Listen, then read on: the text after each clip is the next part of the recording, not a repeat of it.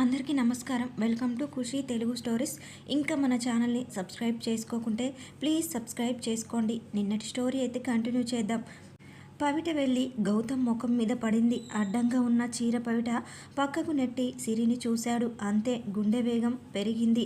చెదిరిన వలలు, పరిచిన సొగసులు, వణికే పెదవుల మధ్య నులిపోగంత దూరం, ఒకరినొకరివి తాకే వెచ్చని ఊపిరిలు, మెత్తని మత్తైన రాపిడి చేస్తూ కుచద్వయం, సన్నని నడుముని మీటే కరతంత్రులు ఒక్కటవ్వమనే తనువుల తొందర, ఆశగా అవకాశం కోసం చూస్తున్న మదనుడు. ఇంతలో పెద్దగా కాలింగ్ బెల్ మోగింది.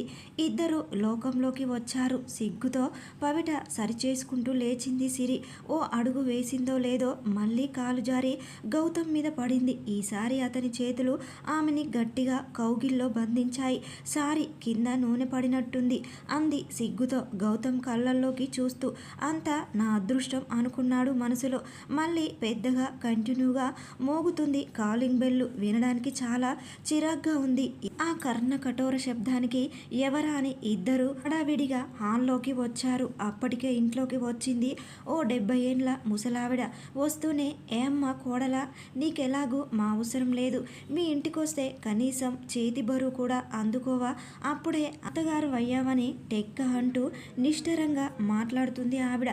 అయ్యో, ఎంత మాట అత్తయ్య అంటూ చేతిలోని బ్యాగ్ అందుకొని ఆవిడ కాళ్ళ మీద పడింది ఆశీర్వాదం కోసం. సుగుణ, దొంగ దండాలకేంలే కానీ మంచినీళ్ళకు కూడా గతి లేదా ఈ కొంపలో అంటూ రుసరుసలాడింది. అయ్యో, ఇప్పుడే తెస్తానత్తయ్య అంటూ లోపలికి పరిగెత్తింది సుగుణ. ఏరా నాని, మీ అమ్మ నాన్నలతో పాటు నువ్వు కూడా నన్ను మర్చిపోయావాంట్రా? మీ తాతే ఉంటే నన్ను మహారాణిలా చూసుకునేవాడు. మీ అమ్మ నాన్న నాకు ఈ గతి పట్టించారు అంటూ కళ్ళనీళ్లు ఒత్తుకుంది ఆ ముసలావిడ. ఊరుకో బామా, ఏం మాటలవి? ఇప్పటికి నువ్వు ఈ ఇంటికి మహారాణివే. మీ ఆయన లేకపోతే ఏమైంది? నేనున్నాగా నీకు అంటూ బుగ్గలు లాగాడు గౌతమ్. నా మనవడు బంగారం అంటూ మురిసిపోయింది ఆవిడ. ఒరేయ్ నాని, నాతో పాటు పండు కూడా వచ్చిందిరా. పాపం పిచ్చిది, నువ్వు పిలిస్తే గాని లోపలికి రానని బయట నిల్చుంది. వెళ్ళి దాన్ని తీసుకురా అంది ప్రేమగా. ఏంటి, పండొచ్చిందా? ఇంత లేటుగానా చెప్పేది బామా అంటూ పరుగు పరుగున బయటకు వెళ్ళాడు. పిచ్చి సన్యాసి, పండు అంటే ఎంత ఇదో దానికి అంతే, ఏం చేస్తాం అంటూ నిట్టూరుస్తూ సిరి వైపు చూసింది. అప్పటిదాకా జరిగిందంతా ఎంతో వింతగా చూస్తూ ఉంది సిరి. ఎవరా పండు? ఎందుకీనా అంతగా ఇదైపోతున్నారు? తనంటే ఈ వయసులో కూడా తన అత్తగారిని గడలాడించింది. ఏ ఎండ కాగొడుగు అన్నట్టు ఒక్కో మనిషి దగ్గర ఒక్కోలా ప్రవర్తిస్తున్న ఆమెని చూసేసరికి సిరికి భయం వేసింది. నువ్వేనా నా మనవడి పెళ్ళానివి అంది కోపంగా చూస్తూ. అవును బామ అంది భయాన్ని దాచిపెట్టి కొంచెం నవ్వుని తెచ్చిపెట్టుకొని. బామ ఎవరు? నీకు బామ నా మనవడు మనవరాలు తప్ప నువ్వలా పిలిస్తే నేను ఒప్పుకోను అంది ఉరుముతూ. ఊహించని ఆమె ప్రవర్తనకి విస్తుపోయింది సిరి. ఇదిగోండత్తయ్య, మజ్జిగ తెచ్చాను అంటూ గ్లాసు అత్తగారైన కాంతానికి చేతికిచ్చింది సుగుణ. చల్లని మజ్జిగ తాగి కాస్త చల్లబడింది కాంతం. కోడలితో పెళ్లి ముచ్చట్లు మొదలుపెట్టింది. సిరికి ఆవిడ రాక అస్సలు నచ్చలేదు. ఓ 10 నిమిషాలకి నవ్వుతూ కబుర్లు చెప్తూ ఓ అమ్మాయితో కలిసి వచ్చాడు గౌతమ్. పట్టులంగా ఓని, కళ్ళకు కాటుక, తీరైన ముఖంతో ఎంతో ఆకర్షణీయంగా ఉంది ఆ అమ్మాయి. పొడవాటి జడను ఓ చేత్తో పట్టుకొని వయ్యారంగా నడుస్తూ వస్తుంది. ఏమే పండు, ఎంత పట్టింపైతే మాత్రం బావ పెళ్లికి కూడా రాలేదేం అంటూ ఆప్యాయంగా ఎదురెళ్ళింది సుగుణ. పెళ్లికెళ్తూ పిల్లని చంకన పెట్టికెళ్ళినట్టు మధ్యలో నేనెందుకులే అత్త అంది మూతి ముడుస్తూ. సరేలేవే, ఇప్పటికైనా వచ్చావురా, సిరిని పరిచయం చేస్తా అంటూ చెయ్యి పట్టుకొని సిరి దగ్గరికి తీసుకెళ్ళింది సిరి. ఇది పండు, ఇంకా పండు గుండు ఏంటత్త అసలు పేరు చెప్పక అంది బుంగమూతితో సిరిని చూస్తూ. సర్లేవే, ఈమెగారు రాధ, నాకు ఆడపడుచు కూతురు, అమలాపురంలో ఉంటారు. రాధ. సిరి మనసులో బాంబు పడినట్లయింది. ఆయన మర్చిపోయిన రాధ, ముగిసిపోయిన నా బాధ మళ్ళీ ఎందుకొచ్చింది? ఇంతలో కాంతం, రే నాని, ఏంట్రా ఆ నూనె? ఇదా? ఇవాళ ఆదివారం కదమ్మా, నూనె రాసి నలుగు పెడుతుంది అమ్మ అమ్మ. అదేంటి కొంచెం కొంచెమే ఉంది, అదా సిరి రాసింది, ఇంకా పూర్తవలేదులే అడు ఓరకంట సిరిని చూస్తూ. అయినా అదేం రాయడం, ఇలా అయితే ఎలా ఉంటబడుతుంది, పెరట్లో పద, రాధా రావే బావకి నూనె రాద్దు గాని అంటూ సిరిని ఓ కంట చూస్తూ గౌతమిని రాధని పెరట్లోకి లాక్కెళ్ళింది బామ్మ. ఏంటి నా మొగుడికి అదెవరో నూనె రాయడం ఏంటి, అసలు ఏంటి ఈవిడ ఉద్దేశం అనుకుంటుంది మనసులో. పర్లేదులే బామ్మ సిరి రాస్తుంది అన్నాడు గౌతమ్. చూసాముగా ఎంత బాగా రాసిందో, ఇక పదరా అంటూ బలవంతంగా లాక్కెళ్ళింది. రాధ కూడా బావా అంటూ గౌతమ్ చెయ్యి పట్టుకొని తీసుకెళ్ళింది. సిరి మనసులో కోపం బాధ ఒకేసారి అవాలా పొంగుతున్నాయి. ఊరి నుంచి వచ్చిన గౌతమ్ నానమ్మ కాంతానికి ఎందుకో సిరి అంటే గిట్టనట్టుగా ఉంటుంది. ఇక సిరికి రాధ గౌతంల వరుస చూస్తే ఒళ్ళు మండుతుంది. రాధ గౌతమ్ చెయ్యి పట్టుకొని పదబావ నీకు నలుగు పెడతాను అంటూ వయ్యారంగా పెరటి వైపు లాక్కెళ్ళింది. వాళ్ళు వెళ్ళిన వైపే కోపంతో ముడిపడిన కనుబొమ్మలతో చూస్తుంది సిరి. అయినా నేనెందుకు ఇక్కడే ఆగిపోయా, నా మొగుడిని ఏం చేస్తున్నారో వాళ్ళు, అక్కడ ఏం జరుగుతుందో ఏంటో అని కంగారుగా పెరటి వైపు పరిగెత్తింది సిరి.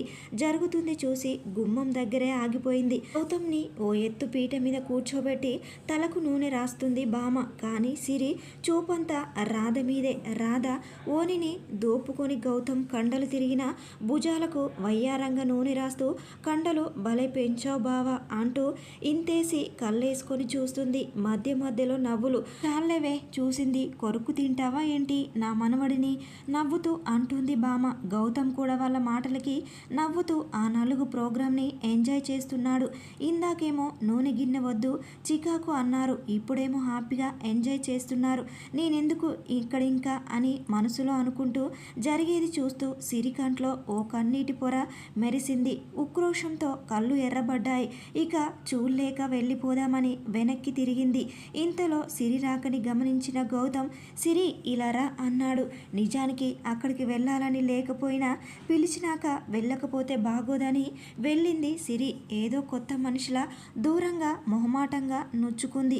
ఏమోయ్ పిల్ల చూసావా నూనె ఎలా రాయాలో, నా మనవరాలిని చూసి నేర్చుకో అంది కాంతం కాస్త గర్వంగా.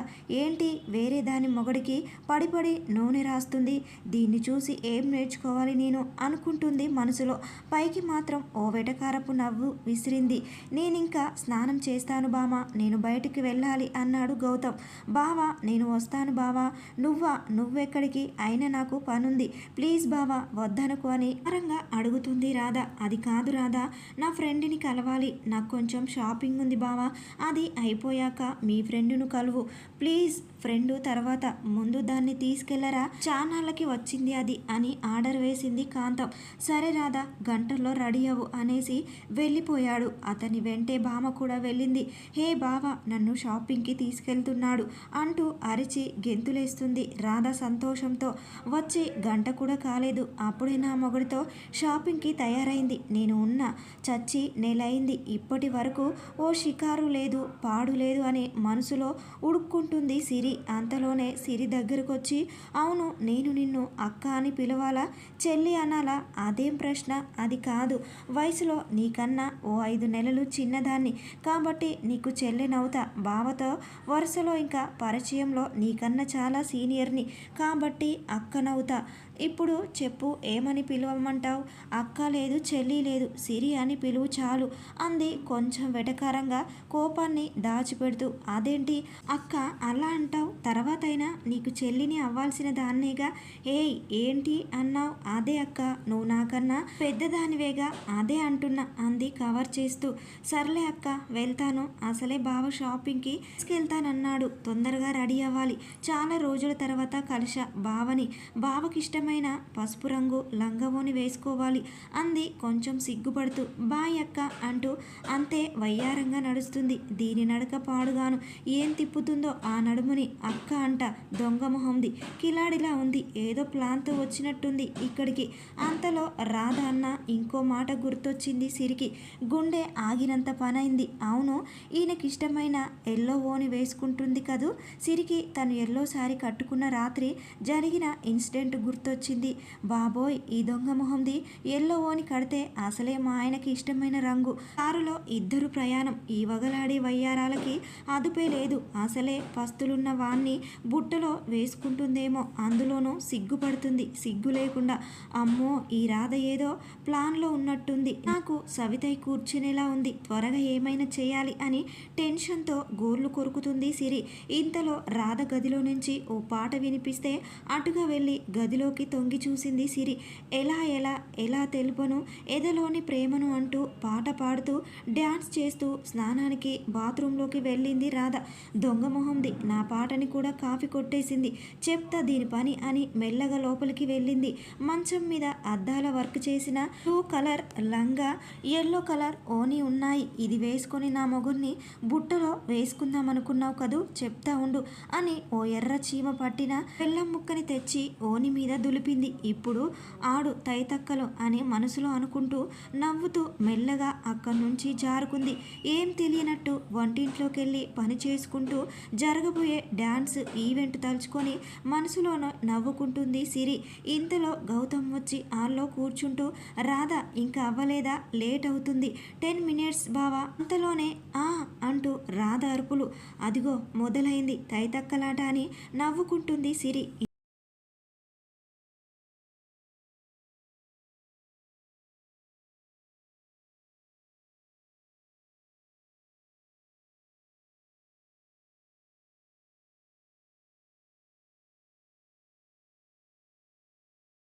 పుషప్ ఆపి లేచి ఆయాసపడుతూ అడిగాడు. అదేంటి, మీకు ప్రతి ఆదివారం నూనె రాయించుకొని అలవాటంట కదా, ఇంకా ఆ డ్యూటీ నన్ను చేయమన్నారు అత్తయ్య గారు.